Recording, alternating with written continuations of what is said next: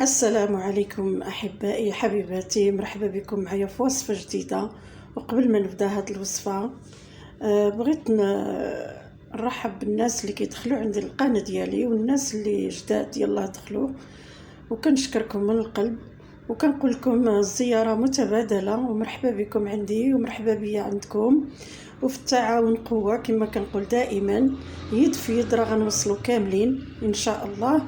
ونتمنى لكم الخير والنجاح والاستمراريه ان شاء الله. هنا غادي نحضر معكم واحد اللاطه ديال السمك البوري في الفران. القوام اللي غيدخل لي في هذه اللاطه، عندي هنايا 2 بوريات بعد ما غسلتهم ونقيتهم مزيان بطبيعه الحال.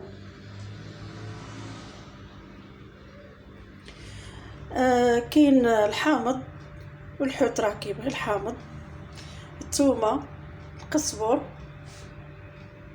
بالنسبه للتوابل عندي هنايا التحميره والكمون، البزار، الخرقوم، العرق، الملحه.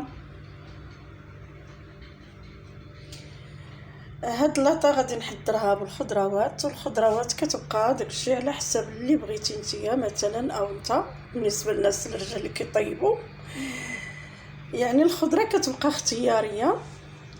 انا هنا حضرت الخضره اللي غادي ندير في هاد اللاطه.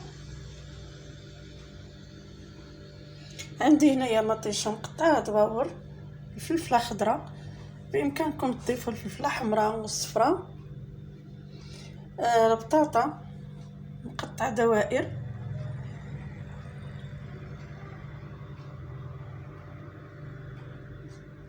هنا غادي نضيف واحد شويه ديال الزعتر. بالنسبه للحوت الزعتر والحامض ضروري، وريقه سيدنا موسى او الرند.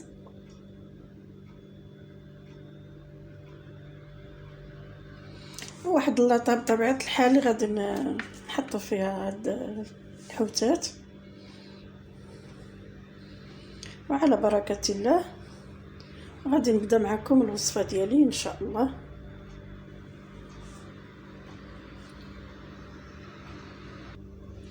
هنا ضفت التوابل، حطيتها هنايا في هاد اللاطه جنب هاد الحوتات، لان في هاد اللاطه اللي غادي نطيبهم.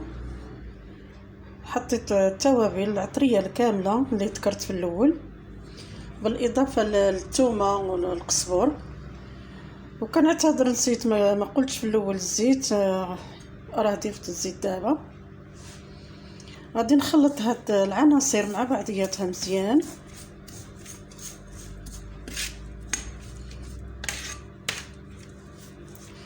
ملي غادي نخلطها تنسجم مع بعضياتها، غادي نشرمل بهم هاد الحوتات. من بعد غادي نضيف هاد الخضروات ان شاء الله. غادي نضيف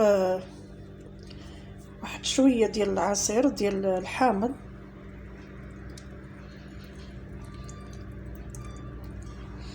كنعتذر بزاف شي حوايج الواحد يا اما كيتقطعوا من التسجيل، يعني ما نسجلوش،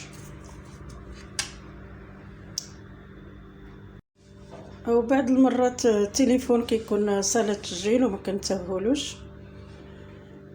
هنا غادي نضيف واحد شويه ديال الحار مدقوق بالنسبه اللي بغى الحار، يعني كيجي مع الحار الحوت. واحد وريقه الرند او وريقه سيدنا موسى، واحد المزيوده ديال الحار.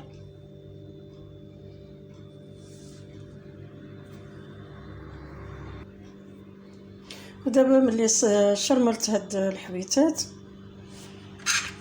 بعد ما قطعتهم شويه باش تدخل ليهم هاد الشرموله،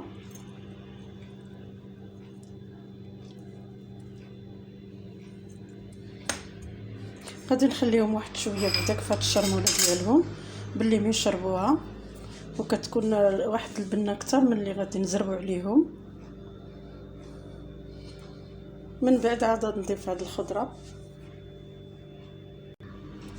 سبقت فرشت مطيشه هي الاولى في اللاطه، غادي نضيف فوق منها الخضره اللي بقات بالنسبه للفلفله والبطاطا.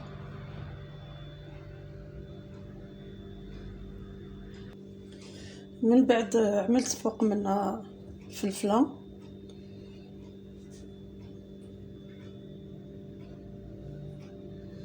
بقات ليا البطاطا هي الاخرى غادي نديرها ان شاء الله. من بعد ما صفيت الخضيره في اللاطه مبقى ليا الا غندير هذوك 2 حوتات ديال البوري غنديرهم فوق هاد الخضيره وغادي ندخلهم من الفران ان شاء الله. صافي اللاطه ديالنا هي واجده غادي ندخلها للفران ان شاء الله. ملي طيب غادي نوري لكم الشكل النهائي ديالها كيف جات.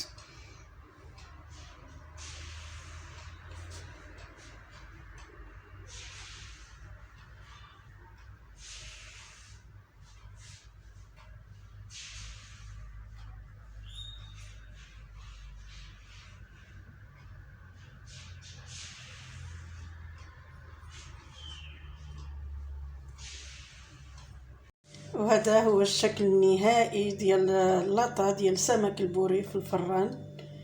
جات رائعه ما شهيتكم فيها. وقبل ما نودعكم احبائي حبيباتي ما تنساوش الاشتراك في القناه وتفعيل الجرس باش يوصلكم دائما الجديد. عالم حواء ترحب بكم. اللي زارني كنكررها راه كنرد له الزياره على احسن ما يرام.